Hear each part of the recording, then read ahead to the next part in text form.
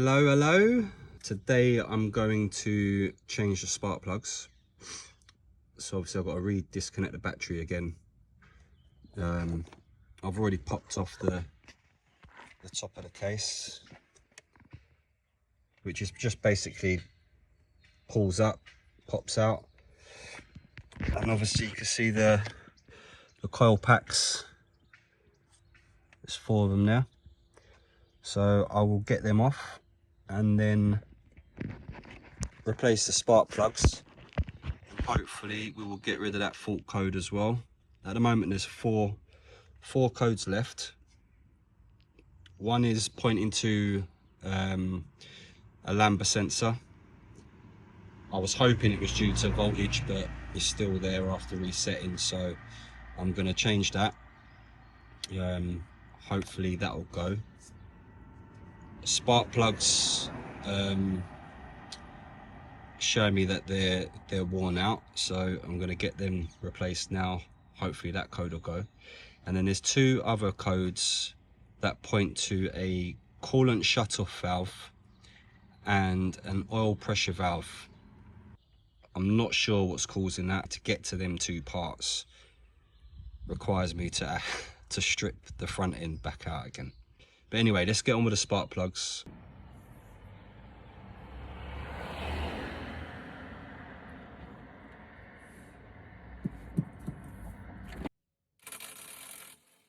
Now, BMW's workshop manual didn't say to remove the cross brace, but I did it anyway because it gave me much better access to the coil packs. It's one of those little things that can make the job quicker and a lot less frustrating. Now, if you watch my previous videos, you'll already know connectors and I don't exactly get along. This one was no exception. I can't see what clip it is. So I've had to remove this cable here in order to pull this coil pack out. Now it is a nightmare if you don't know how. Yeah.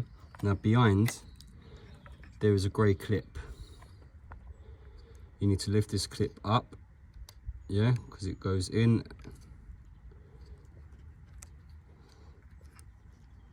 Well, meant to go in. Anyway, it goes in, similar to this one here. Yeah, so what you do is you lift it, pull it away from the connector so it comes out, and then push and then pull. Yeah, so it took me a while to figure out how to do that. Yeah, so that's that. So now that's out of the way, we can get to the coil pack and see if this spark plug is the same, matches up. I've then pulled the coil pack out, and now I'm just trying to see if I've got the right spark plug socket.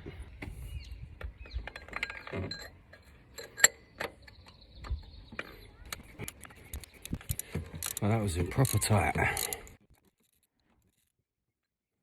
Well, they've definitely worn out.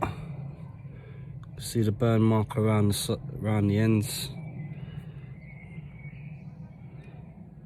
Looks a bit melted on the tip. Anyway, let's get them changed. New one's going in.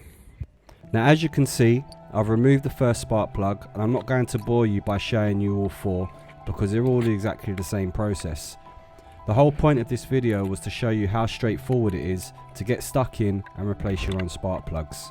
It might seem like a daunting job at first, but with a few basic tools it's actually pretty simple, and doing it yourself can save you a few spondoolies. I wanted to replace mine for 2 reasons. Firstly, while diagnosing another issue, the car flagged that the spark plugs were worn. And secondly, the BMW has covered over 90,000 miles, so they were well overdue for a replacement anyway. Okay, spark plugs is done. Double check everything's connected properly.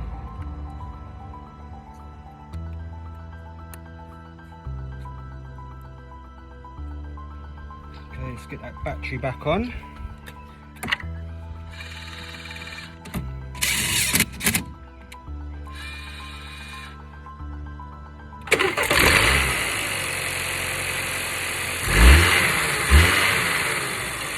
That's another job complete.